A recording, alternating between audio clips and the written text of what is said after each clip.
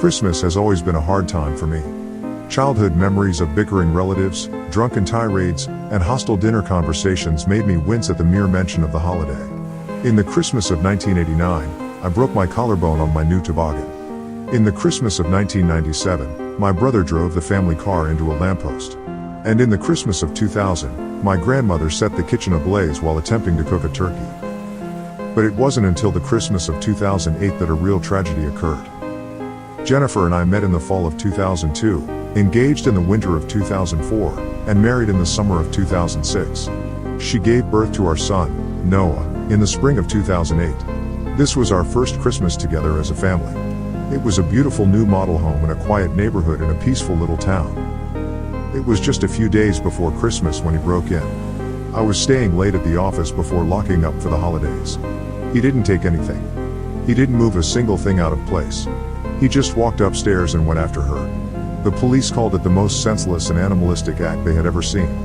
And somehow, with her blood painting the walls, they still never managed to find the monster who did it.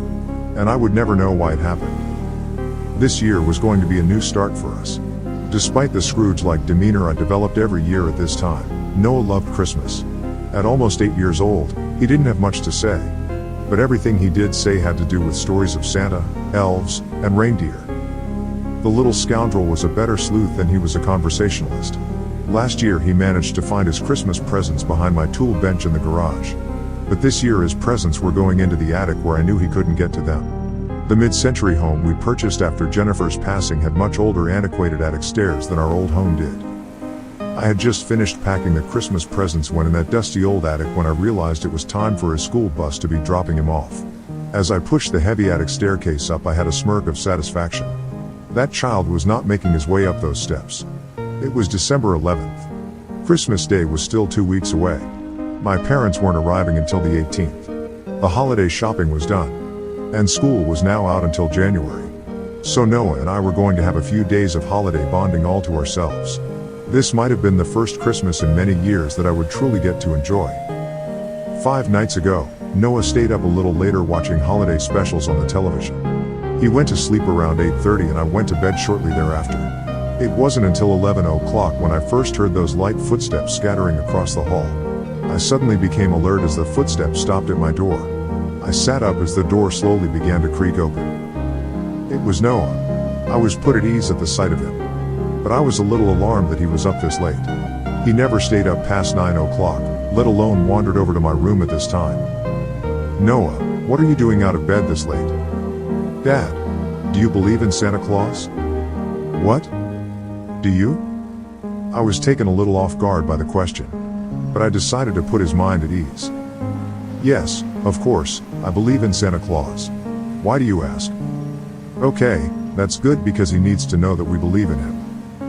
I know, Noah. Now go back to bed. He smiled before closing the door. I heard his footsteps scattering back down the hall to his bedroom as I quickly drifted off to sleep. 4 nights ago, Noah and I were making Christmas cards for the relatives who would be arriving in the following days. We had construction paper, glitter, scissors, and glue.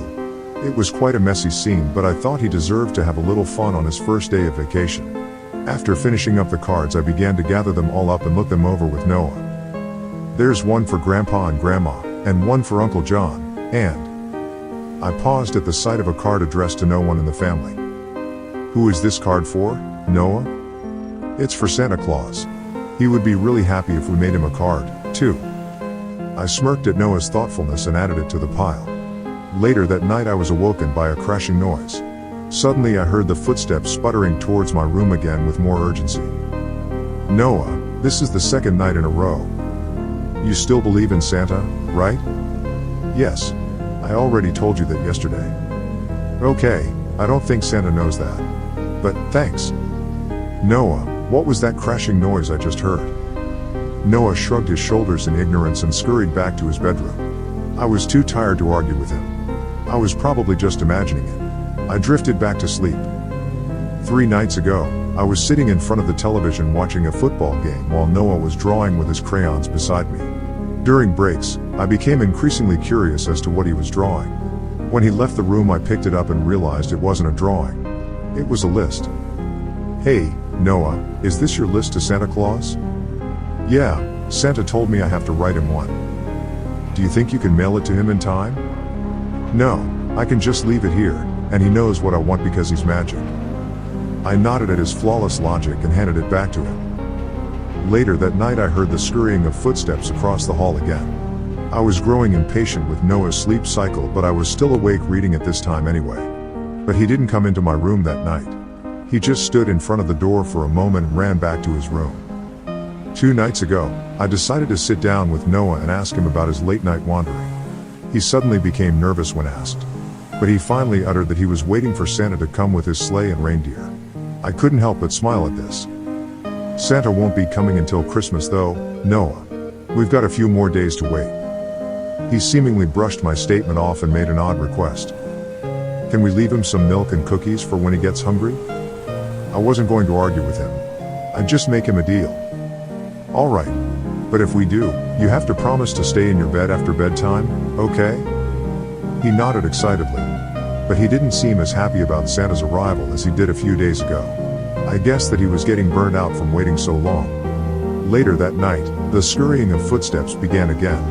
At first, they were faint. But then they headed straight to my room. I was more than a little upset at this point as my door opened. Noah, I thought I told you to stay in bed. He came and ate them, Dad. What? The milk and cookies. Santa came. I marched downstairs and had to admit I was surprised to see the milk and cookies gone. But this wasn't a difficult trick to pull off, either. I was done with this game. Noah, Santa isn't coming until next week. And if you keep making up stories and getting out of bed, he's not coming at all. Do you understand? Noah's face turned to tears as he ran back up to his room and shut the door. I didn't want to be so mean. But there was only so much foolishness I could take at this time. Last night, things got very weird. Noah did not speak to me for most of the day. I finally apologized and told him just to stop making up stories. He seemed to be focusing elsewhere though. I didn't like the disrespectful attitude he was developing. Would you like to tell the truth about who ate the milk and cookies last night? He just pouted at me with an angry look. He ran back to his room and came back with a folded piece of construction paper. I thought this was his apology. That was until he spoke. This is a card from Santa. He told me to give this to you. I finally lost it.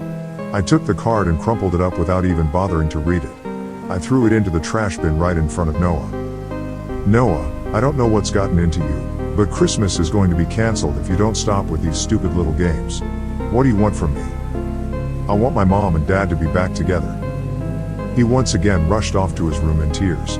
I felt guilty for managing to make him cry twice in 2 days. We never really talked about his mother. He had every right to be upset now that he was older and was beginning to understand her absence. I let him cool down for a while. I decided to let him sleep in my room both to comfort him and to keep an eye on him. It wasn't until 11 o'clock last night that he once again woke up. Dad, it's time. I was angry at being awoken at this hour again, but decided to be patient with Noah. Time for what, Noah? Santa has a surprise waiting for us downstairs. I was beginning to get a little nervous at Noah's delusions, but I finally decided to play along. Noah dragged me downstairs and into the living room. When I saw it for myself, I quickly became scared for a different reason altogether. The tree was lit up and all the presents from the attic were laid around the tree. Noah, how did you get all these down here? I didn't do it, Dad. Santa did. The hairs on my back began to stand on end. There was no way Noah could have lifted all these gifts or even gotten into the attic to find them. And how did Santa get into the attic to get them? Noah turned to me and meekly replied, he's been living up there all week, Dad. He made me promise to keep it a secret. My jaw dropped as I tried to remain cool. Is Santa still in the house? Noah paused for a moment before answering. No, he said he had to leave after you found your surprise. And after you read his letter. My breathing became heavy as I started to panic in fear. I rushed across the house towards the wastebasket. I pulled out the crumpled letter I had thrown there earlier and opened it. The front of the card was written in eloquent handwriting. All you want for Christmas. I slowly opened the inside of the letter.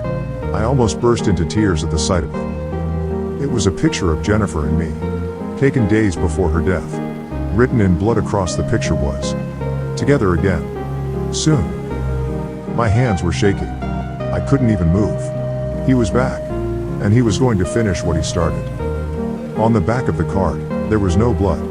There was no ominous message. Just one simple little line. Ho! Ho! Ho!